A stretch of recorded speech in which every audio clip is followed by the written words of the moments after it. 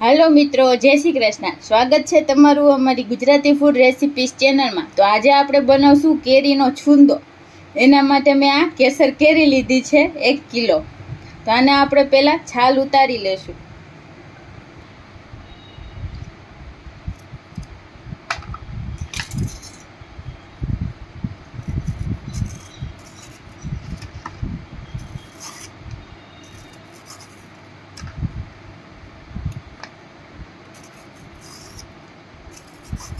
तो આપણે આ રીતે બધી કેરીની છાલ ઉતારી લેશું પહેલા।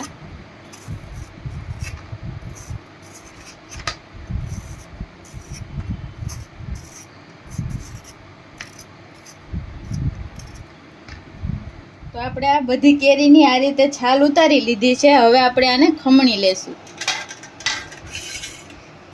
તો આપણે આ રીતનું મોટું છીણ કરવાનું છે। આ રીતનું હોય એમાં આપણે આ કેરીને ખમણી લેશું।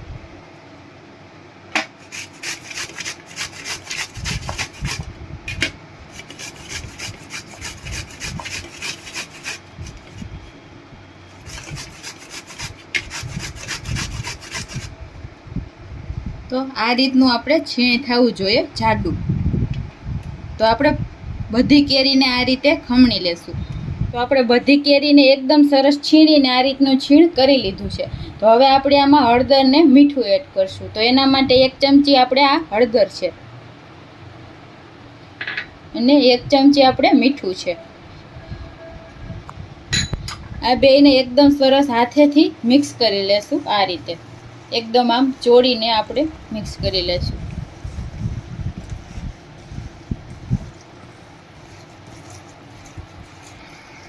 તો આપણે આ રીતે હળદર મીઠું મિક્સ કરવાથી આપણે આ કેરીનું જે પાણી હોય એ એકદમ સરસ છૂટું પડી જાય છે।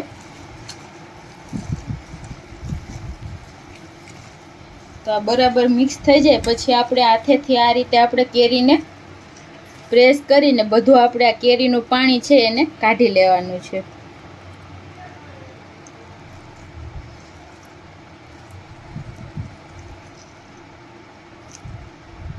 તો આ રીતે આપણે બધી કેરીનું પાણી કાઢી લેશું એકદમ। તો આપણે આ કેરીનું પાણી બધું કાઢી લીધું છે। હવે આપણે આમાં ખાંડ એડ કરશું। તો આપણે આ કિલો કેરી હતી તો આપણે આ 1/4 કિલો ખાંડ છે।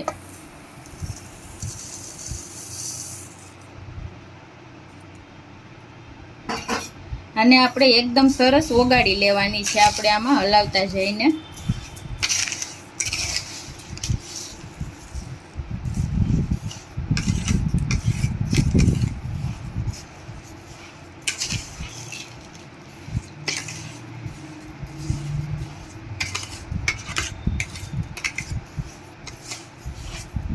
તો આપણે બધી ખાંડ એકદમ સરસ ઓગળી જાય ત્યાં સુધી આપણે આને મિક્સ કરવાનું છે।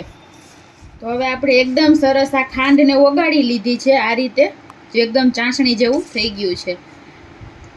એકદમ આપણે ખાંડ ઓગાળીને પછી જ આપણે આને તડકા છાયાનો કરવાનો છે। એટલે આપણે આને તડકે મૂકવાનો છે। તો એના માટે આપણે આ ખાંડ ઓગાળવી જરૂરી છે।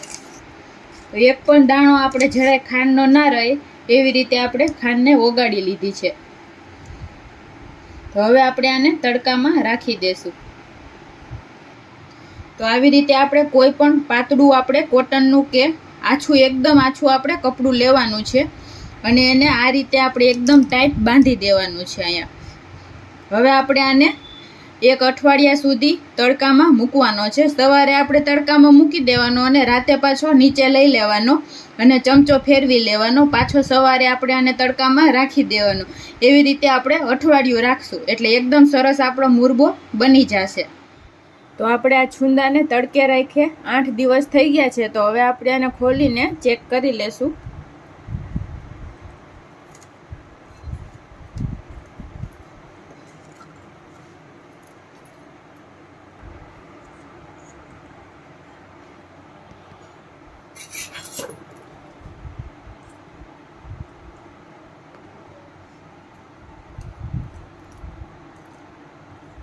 તો આપણો છુંદો એકદમ સરસ થઈ ગયો છે। હવે આપણે આમાં મસાલા નાખશું।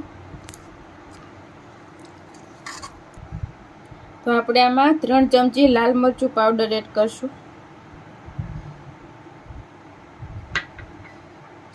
7 થી 8 આપણે એલચીનો પાવડર કરીને લીધો છે, એ આપણે આમાં એડ કરી દઈશું. મિક્સ કરી લેશું એકદમ સરસ બરાબર.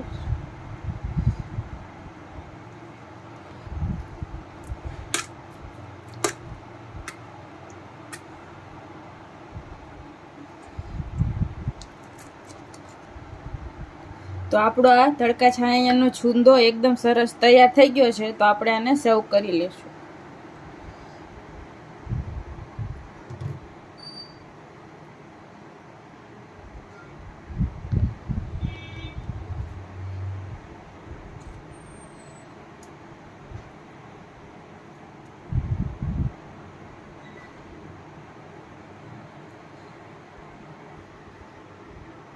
તો તૈયાર છે મિત્રો આપણો આ તડકા છાયાનો કાચી કેરીનો છૂંદો. તો તમને અમારી આ રેસીપી કેવી લાગી જરૂર જણાવજો, અને આવા જ વિડીયો જોવા માટે અમારી ચેનલ છે ગુજરાતી ફૂડ રેસિપીઝ, એને સબસ્ક્રાઈબ કરજો. Thank you.